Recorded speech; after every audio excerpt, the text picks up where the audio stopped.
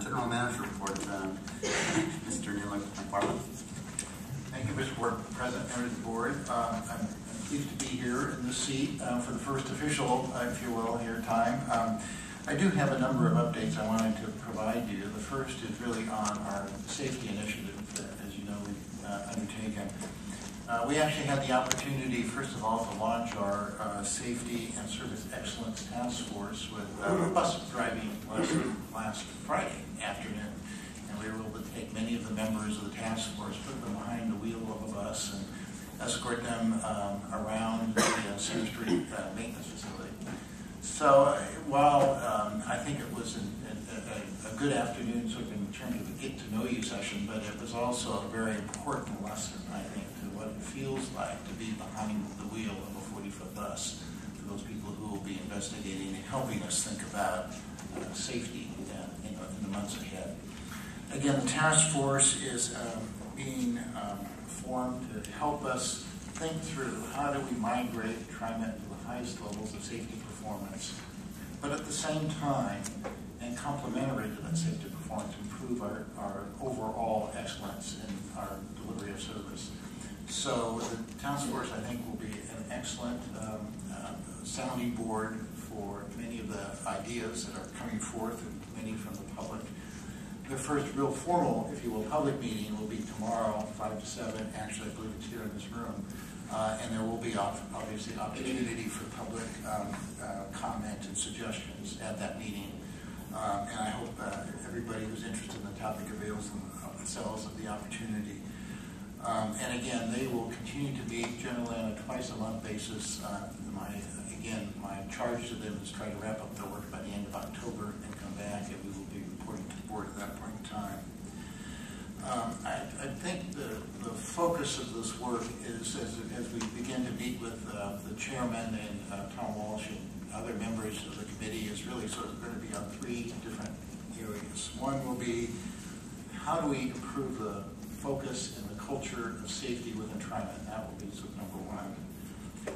Number 2, what are the challenges in the physical environment that we operate in, the city streets, if you will, that we operate in, and the network of sidewalks and pedestrian ways, and what sorts of programs need to be put in place to help improve that over time.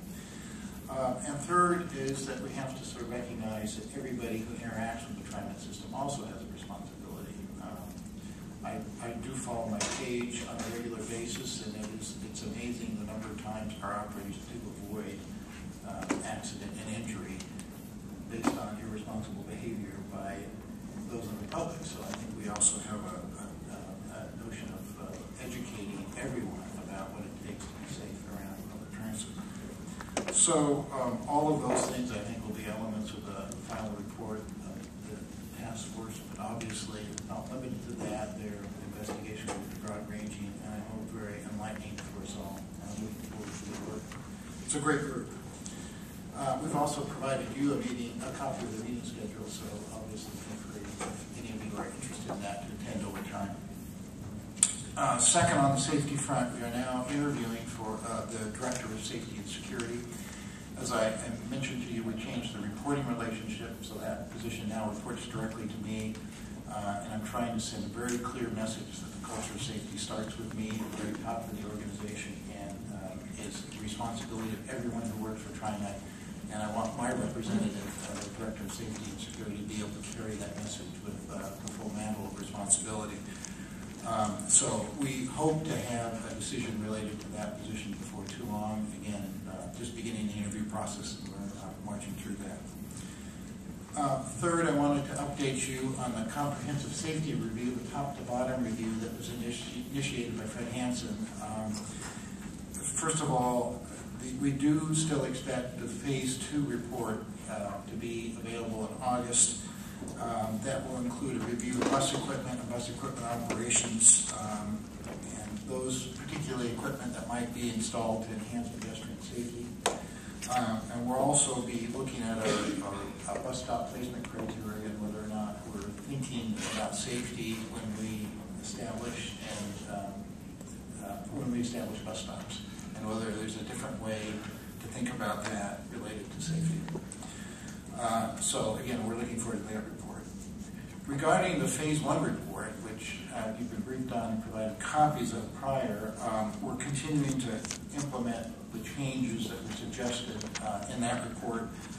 One thing that I can report is that we have already updated some of our standard operating procedures, or SOPs, aligned with those recommendations. For example, you might remember one of the recommendations was that for any operator who's gone from their post, if you will, for 30 days, whether it's vacation or leave, that they be subject to some retraining or refresher training when they come back. And so that now is one of our standard operating procedures as well.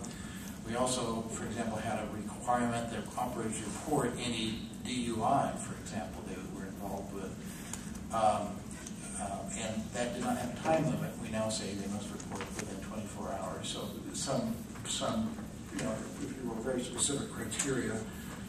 We've also clarified some of the training materials that are used, and we have a lot more of that underway.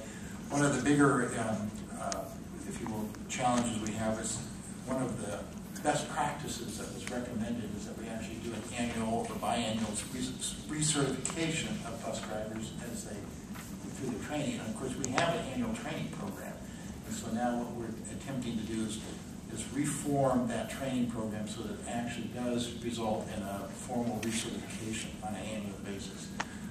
So that obviously will take a bit of time to implement that sort of a program, but that is the direction we're headed.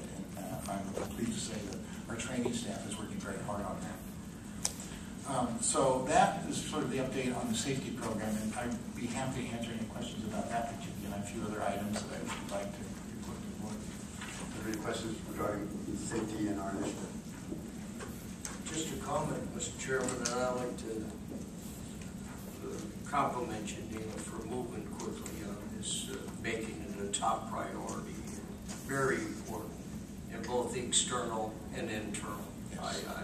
I compliment you for getting right on top of it. Thank you. Neil, just a quick question. I see here the dates. Thank you for that. Last meeting being towards the end of October. Do you expect a full report then September, November, December, yes, for those of us who've been waiting to yes, and I will certainly update you as the process continues. Sometimes these sort of begin to take a little life of their own, but I think we all recognize the urgency of sort of getting on this and putting a lot of focused energy into it, and hopefully wrapping up that in October. Then what we'd like to do is obviously schedule a briefing of that topic for the board at that point in time. And again, I'd like you to, at that point in time, to hear independently from the task force, our representatives of the task force as well. Great. Okay. Thank you. One other question, in that you said there would be a chance for public input. Is there going to be a published schedule of when that? Yes, and that actually has been released, so it's available. And again, the first of those is tomorrow evening, 5 to 7.